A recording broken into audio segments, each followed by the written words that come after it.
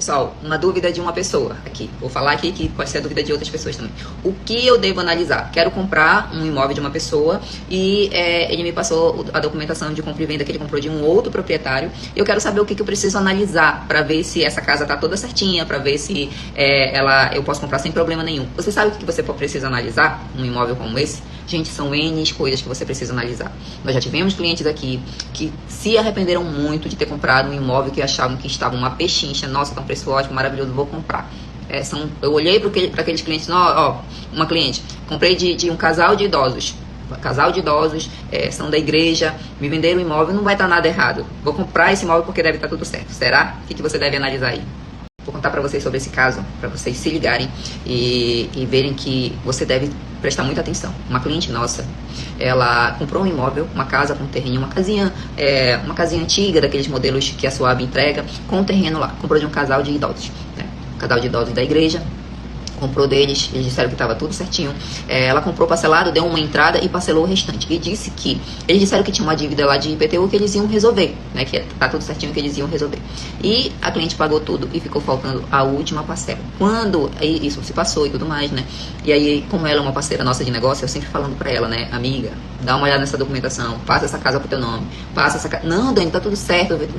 Amiga, vai olhar. Finalmente ela me ouviu e trouxe a documentação pra gente analisar. Fomos analisar a documentação, tudo direitinho. O que acontecia nesse caso? A casa estava com...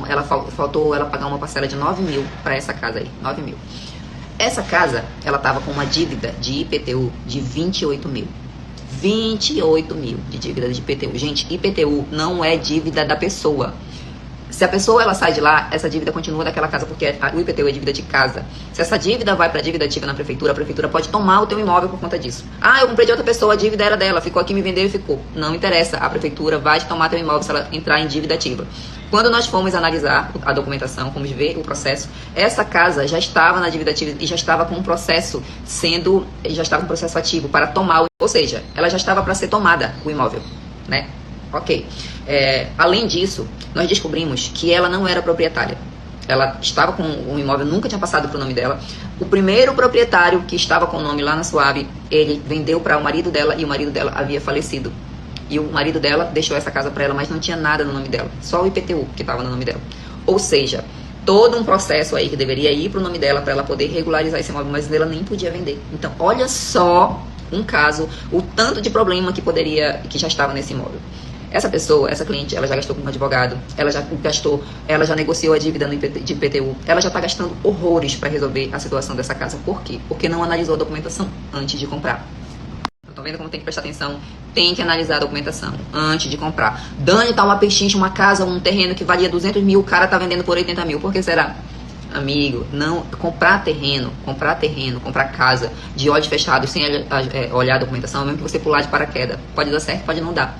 Você pode ter custos, pode não ter, entendeu? Então tem que analisar a documentação, né? Tem que analisar a documentação. Nesse caso desse cliente, ele está com a documentação de compra e venda.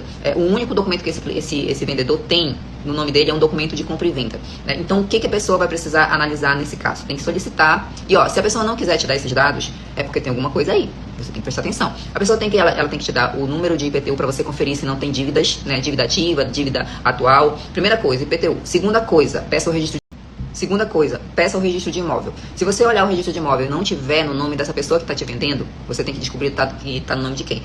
Nesse caso, estava no nome do pai dele.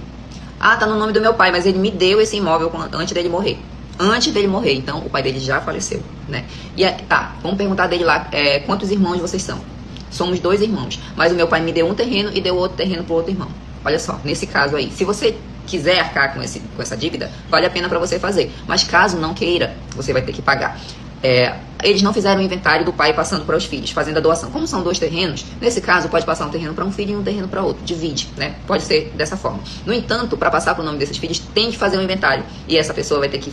quem vai estar comprando, para passar para o nome dele, tem que fazer um inventário. Segunda coisa, depois do inventário, pronto, aí vai ter que averbar esses dados lá no registro e só após estar no nome desse filho é que vai poder vender para ele. Então, nesse caso, pode ser vendido. Mas, no caso vamos dizer que esse terreno aí não tivesse no nome do pai dele, tivesse de uma outra pessoa que vendeu para o pai dele. Como é que ia ter ser feito nesse caso? Ia ter que fazer um inventário da pessoa, se ela já tivesse falecido, para o pai dele, e depois o inventário ia ter que ver a situação dos herdeiros, dos filhos e tudo mais, e depois ia ter que fazer o inventário desse pai que passou para os filhos. Então, questões de documentos, de terrenos, de herança, é complicado porque tem que fazer inventário. E não é complicado só porque tem que fazer o inventário, é porque envolve muitas pessoas que precisam assinar. Na maioria das vezes, filhos, na maioria das vezes, esposa dos filhos, na maioria das vezes, quando o filho já morreu, os filhos dos. Então, gente, analise com muito cuidado quando você for comprar uma casa, for comprar um imóvel, analise com muito cuidado a documentação, para você não ter custos extras, para você não cair em cilada, para você não cair em ciladas como essas que eu contei agora há pouco para vocês, porque isso é muito real, gente, é muito real, acontece, e tem casos de que a pessoa está vendendo aquele imóvel porque já está sendo pedido pelo banco, ela deve o banco e o banco está lá, já vai tomar, já está indo para leilão, já está indo para situações que não podem mais ser resolvidas, e a pessoa já gastou o dinheiro, já pagou, já comprou um imóvel, e quando vai descobrir, a pessoa tem dívida de condomínio, tem dívida de PTU, tem dívida de banco, de alienado, e eu comprei, o terreno só me deu o documento de compra e venda, mas você não viu o registro, não sabe o nome de quem tá, não sabe se está alienado pelo banco, não sabe se está no nome de uma pessoa que você nunca viu na vida, que a pessoa também nunca mais viu. Então é problema, gente.